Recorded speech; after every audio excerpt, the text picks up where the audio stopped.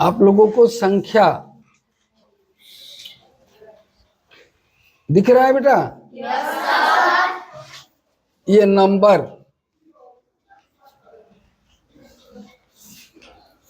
ये क्या लिखा है? नंबर।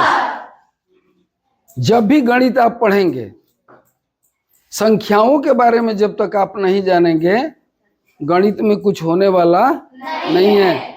नंबर को जानना अति आवश्यक है। कहाँ से शुरू होता है, कैसे हम नंबर का उपयोग करते हैं, कितने प्रकार का नंबर होता है, कब कब कहाँ कहाँ हमको करना है, और एकदम आसान तरीके से, यानी कि 10 मिनट में नंबर हमारे दिमाग में आ जाने चाहिए। इसका भी एक ट्रिक होता है। आजकल सारा काम ट्रिक पे चल रहा है, और बच्चों का दिमाग इतना शार्प हो गया है कि पहले जैसा नहीं है। शुरुआत में जब हम लोग पढ़ने चलते हैं नंबर, तो एक नंबर ऐसा आता है जिसको हम लोग कहते हैं प्राकृत संख्या। प्राकृत संख्या कक्षा 8 की बच्चियां जानती होंगी कि ये नेचुरल नंबर क्या है। नेचुरल नंबर पढ़े हैं आप लोग? पढ़े हैं लेकिन याद नहीं आ रहा है, ठीक है। नेचुरल नंबर, इसको क्या हम लोग बोलते हैं? धनात्मक संख्या।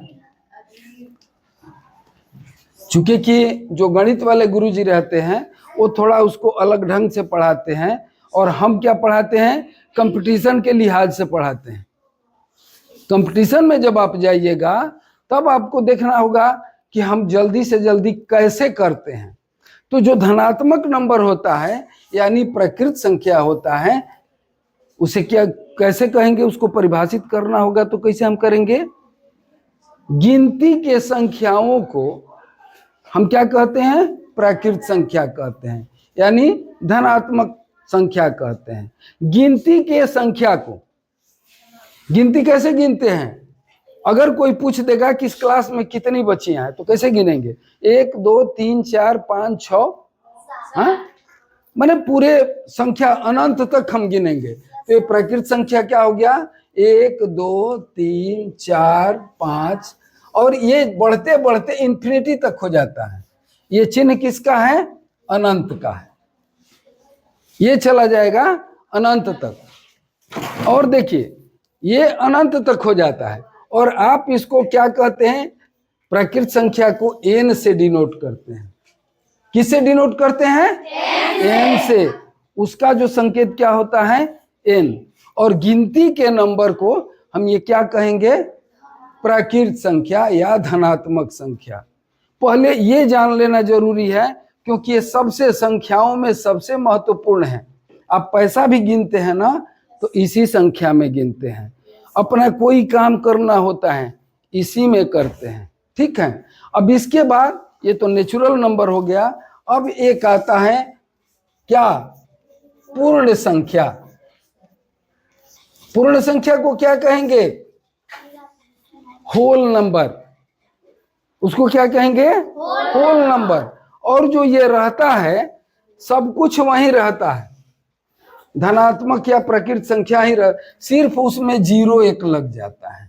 0 1 2 3 4 5, और फिर ये भी अनंत तक चला जाता है। ये क्या हो गया? होल नंबर हो गया। 0 से लेकर के अनंत तक गिनते जाइए, उसमें 0 सिर्फ ऐड हो गया, तो ये नेचुरल नंबर हो गया। और ये क्या हो गया? पूर्ण संख्या हो गया, ठीक है। 2 आप लोग जान गए। अब आपको निगेटिव नंबर जानना है। Negative number, negative number. Negative number क्या होता है? पॉजिटिव तो हो गया, 1 2 3 4 5, ये अनंत तक गया, सपोज दैट ले लूं। और इसको निगेटिव बनाना होगा तो क्या करेंगे? कुछ भी नहीं करना है, इसके आगे घटाव का चिन्ह यानी माइनस लगा देंगे, ठीक है। हो गया? ये निगेटिव हमने लगा दिया। तो ये पहला आपको याद हो गया। प्राकृत संख्या किसे कहेंगे? गिनती के नंबर को हम क्या कह दिए, ठीक है, उसको धनात्मक कह दिए और इसको में एक जीरो आगे लगा दिए तो ये क्या हो गया, पूर्ण संख्या हो गया, होल नंबर हो गया। और यहाँ पर निगेटिव नंबर दिखा दिए, वहीं जो हमारा धनात्मक है उसके आगे मैं माइनस माइनस जोड़ दिया, घटाव का चिन्ह लगा दिया तो हो गया ऋणात्मक संख्या, ठीक है। अब देखिए, अब इसके आगे आता है पूर्णांक संख्या। पूर्णांक संख्या जब जान लीजिएगा तो ये आधा काम आपका हो जाता है। पूर्णांक संख्या में क्या होता है कि आप जो अलग अलग इसको देखें, जैसे आपने क्या देखा, नेचुरल नंबर को देखा, नेचुरल नंबर को देखा, हाँ? और एक क्या होता है, होल नंबर, होल नंबर को देखा, यानी पूर्ण संख्या को, हाँ? पूर्ण संख्या हो गया, ये प्रकृत संख्या हो गया, साफ नहीं लिख रहे हैं वैसे साफ दिखेगा भी नहीं, प्राकृत संख्या हो गया, ये पूर्ण संख्या हो गया। अब क्या होता है, एक ऋणात्मक भी हो गया, निगेटिव नंबर भी हो गया। अब तीनों को जो मिला देते हैं हम, यानी यहां से तीनों को मिला दिया तो ये क्या हो गया, यही हो जाता है आपका पूर्णांक संख्या।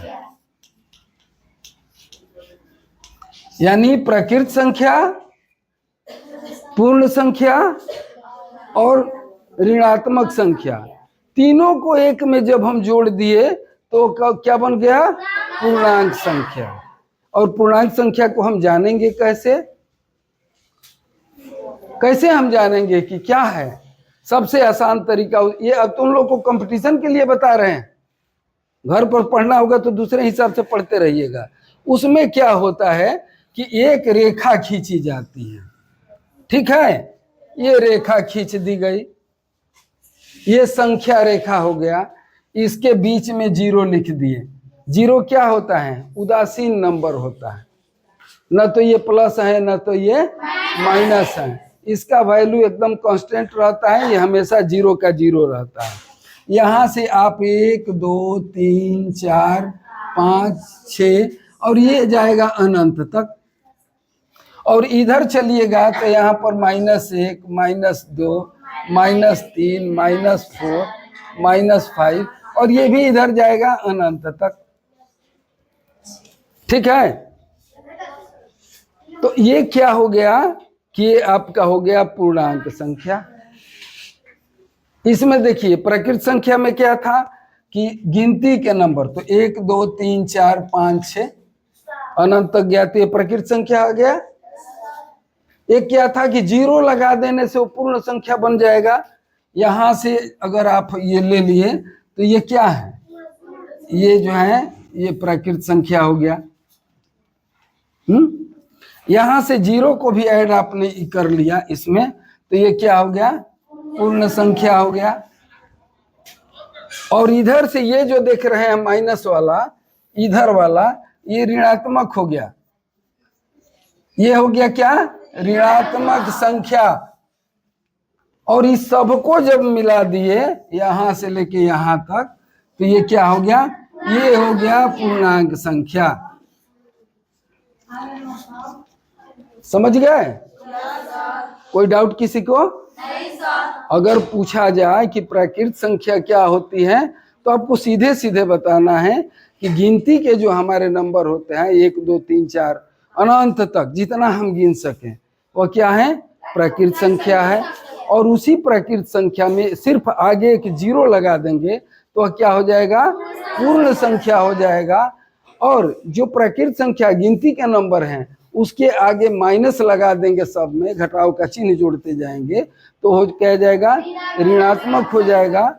और संख्या रेखा पर सबको दर्शा देंगे तो क्या हो जाएगा, पूर्णांक संख्या हो जाएगा। अब देखिए इसमें से अक्सर आप लोगों को किताब पढ़िएगा तो उसमें दिया होगा, हम देखे नहीं है क्योंकि गणित तो आपको पढ़ाते नहीं है क्लास में, तो वो देखे नहीं है, लेकिन उसमें एक चीज आपसे पूछा जाता होगा, ये 2 बड़ा है कि ये -2 बड़ा है, हाँ ये पूछा जाता होगा उसमें। तो ये देखिए जब बाएं से दाहिने की तरफ चलेंगे, बाएं से दाहिने की तरफ चलेंगे, तो बाएं वाले से दाहिना वाला हमेशा बड़ा होता है।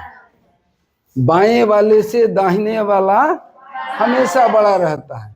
मान लीजिए कि यहां पर -20 हो, -20, ठीक है, और इधर है 4, इसमें से दोनों में से बड़ा कौन है? 4 है, क्योंकि -20 बाएं है और 4 किधर है? दाहिने हैं, तो बड़ा तो ये हो जाएगा ना। अगर कोई आपके किताब में पूछेगा कि -2 से, -2 यानी -2 और 2 के बीच कितनी संख्याएं हैं, हाँ, तो -2 ये हो गया और ये 2 हो गया, तो कितनी संख्या है? -1, 0 और 1, सिर्फ 3 संख्याएं हैं। जिसके बीच कहा जाता है उसको छांट दिया जाता है, तक जहां लगता है उसको उसमें जोड़ लिया जाता है। तो इस तरह से बेटा आपके प्रश्न में बहुत सारे क्वेश्चन आते हैं, लेकिन ये तुम्हारा ये बेसिक है, अभी बहुत कुछ पढ़ना है।